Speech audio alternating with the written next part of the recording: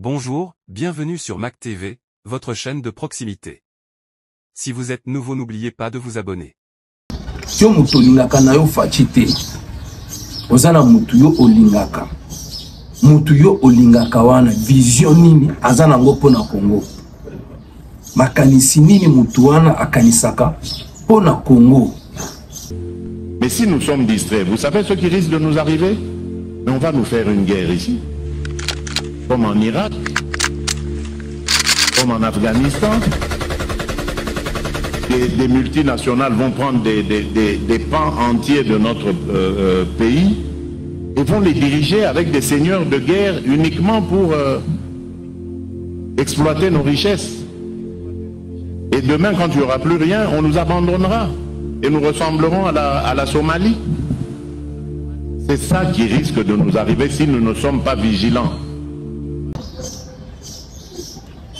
Bonjour très chers compatriotes congolais. Naye na moi lisolo ya muke oyo nalingaki to partager ensemble na bino concernant situation oyo ezali kolekana na kati ya mboka na biso. La fois dernière na laksaki bino ba raison oyo ezotinda biso to linga mokonzi ya mboka to soutenir vision ya mokonzi ya mboka et puis to soutenir na mampinga na biso ba FRDC. Mais bato mosusu bazalaki mal intentionné bakomelaki nga ba n'importe quoi. Car cela ne tienne, nakoki ko se laisser faire te, nakoki ko s'affaiblir te, parce que toza na démocratie. Mutu na mutu azana façon de voir des choses. Mutu na mutu azana façon nini azo juger makambo. Mutu na mutu azana ba point de vue na ye, mutu na mutu azana ba opinion na ye. Mais eloko nga na linga kina la kisabino muso na yebisa bino ezali bolingo oyo président Fachi azana ngo pona Congo. Président Félix Tshisekedi alingi Congo koleka. Alingi Congo koleka.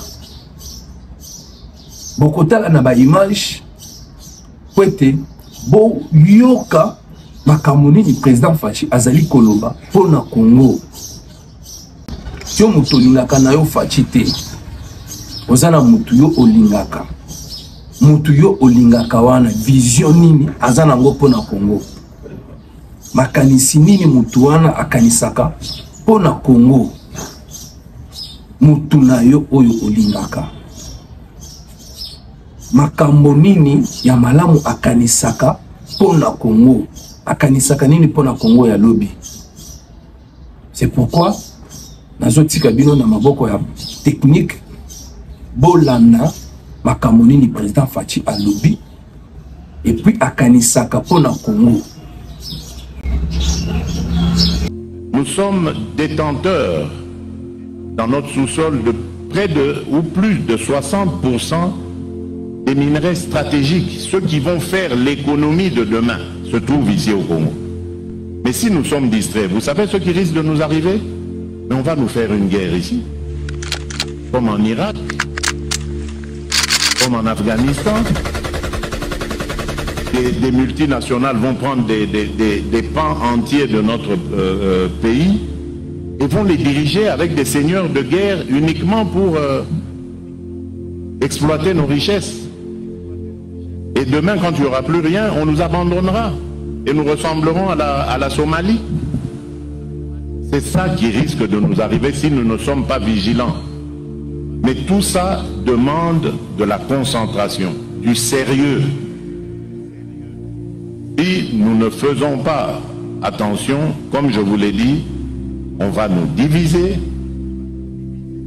on va nous séparer pour notre propre malheur.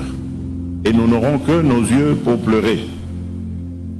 Et moi, ça ne m'a jamais traversé l'esprit comme scénario. Donc je ne suis pas prêt, c'est pour vous montrer la détermination que j'ai. je ne suis pas prêt à vivre un tel scénario. Je veux conduire mon pays de telle sorte que demain, après-demain, dans 100 ans, dans 1000 ans, tout le temps que ce pays, que ce monde sera monde, que le Congo reste uni, que les Congolaises et les Congolais vivent heureux dans leur pays, heureux et libres. Et ça, c'est possible, ça dépend que de nous. Parce que lorsqu'on vient déstabiliser un pays, on ne le fait pas directement de l'extérieur. On le fait grâce à des répondants que l'on trouve à l'intérieur. Et si nous ne faisons pas attention, nous restons distraits, moi j'appelle ça de la distraction, alors à ce moment-là, oui, on nous déstabilisera. Mais battons-nous parce que il n'est pas question qu'on vive cela. Je sais que vous aimez chacune et chacun d'entre vous là où il est ce pays. Vous y êtes attachés comme moi. Et je sais que je peux attendre de vous la même détermination pour garder ce pays uni et le développer pour le bonheur de nos populations. Je crois que Bouti Bolanda, Yemoko, président de la République, chef de l'État, le président Fachi Beton, les présidents les plus costauds du monde, les présidents les plus puissants du monde, les présidents les plus diplomates du monde. Bouti Bolanda, vision azanango pona moka oyo Congo. Tous en la démocratie na boité, mutuyo osutena. Vision ni azanango pona Congo. Entre autres, tous les AFC M23 vision ni bazanango pona moka oyo. Parce que mutu makambo akanisaka ebi makana munoko na ye. Makambo nyonso ezalaka na motema ya mutu toyebelaka ngo na munoko na maloba. Yango wana balobaka, c'est l'abondance du cœur que la bouche parle. Makambo nini mutu na yo oyo yo osutenaka wana akaniselaka Congo, akanisaka po ete Congo ekoma. Bomoni, l'une des raisons oyo ezotinda biso to soutenir président Fachi. Po ete président Fachi alingi mboka oyo etongwama, alingi mboka oyo et développé, alingi bonheur ya mboka oyo, alingi bonheur ya peuple congolais. Na yango il faut to chaye maboko, to soutenir ye, pour ete makanisi na ye, vision na ye wana et se réaliser un jour. Tomoni ke azana makanisi ya malamu pona mboka oyo. Tomoni ke azana ba idée ya bien, azana ba rêve ya bien pona mboka oyo. Mutu yo osutenaka wana rêve na ye ezalaka nini pona Congo. Makanisi na ye ezalaka nini pona Congo. Soit azaka na posa kaka ya pouvoir pamba. Soit asala kaka makelele kaka ya pamba. Vision nini azalaka nango pona Congo oyo. Nayebi ke bolani na bokebi nyonso maloba président Fachi awuti koloba. Yango wana ezalaka na motema na ye. C'est l'abondance du cœur que la bouche parle.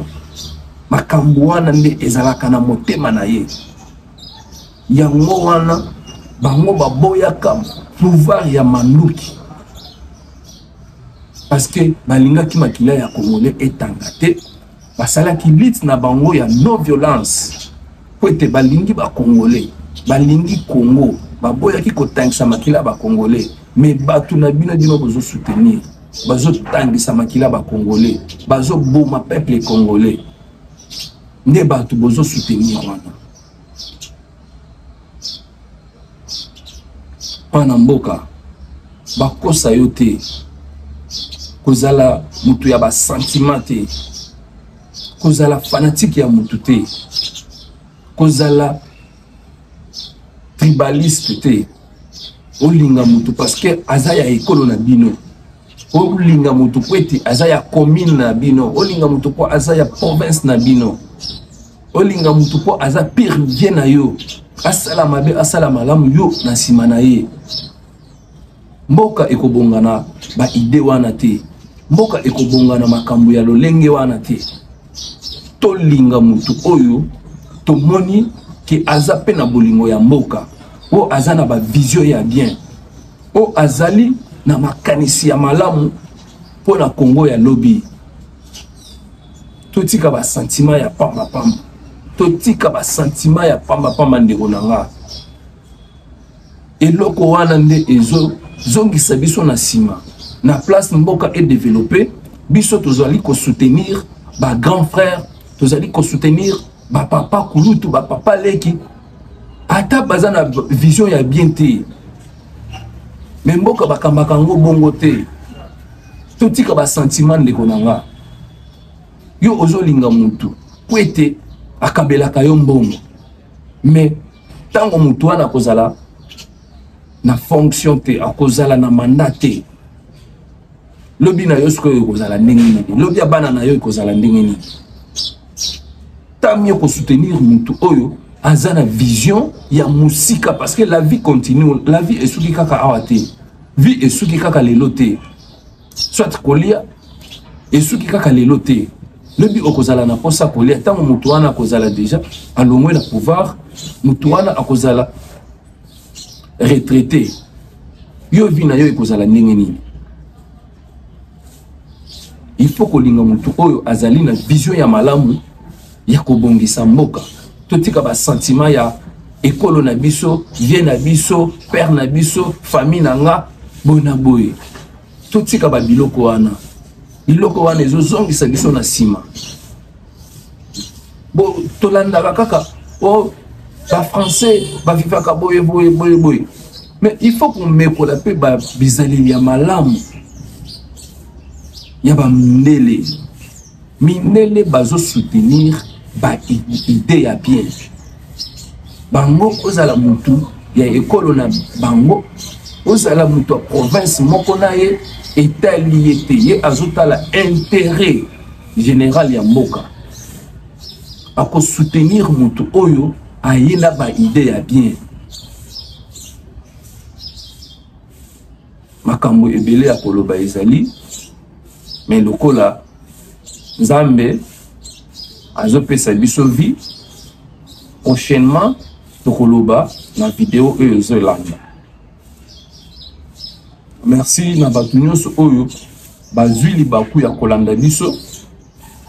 Botikala scotché na chaîne na bino Mac TV oyo ezali chaîne ya réflexion, ezali chaîne ya formation, ezali chaîne ya information, ezali chaîne ya évangélisation. Chaîne na biso tozali kopesa makambo ndenge elongo bani, tozali kopesa ba détail ya makambo na lolenge elongo bani, pote batu bazala éveillé. Tozali ko éveiller nde ba esprit ya ba congolais, tozali ko éveiller esprit ya mokili mobimba. Voilà pourquoi nous devons soutenir les institutions de l'État, le président de la République et son gouvernement, y compris l'armée nationale FARDC et Loko Yamakasi. Yo mutu o s'abonner na noté na chaîne la biso, chance yangoyo s'abonner na chaîne Mac TV na naka biso régulièrement pour ozala édifier, pour ozobo moto. Aimer, partager ma vidéo na biso, yango wana ekosala ke chaîne na biso et se développer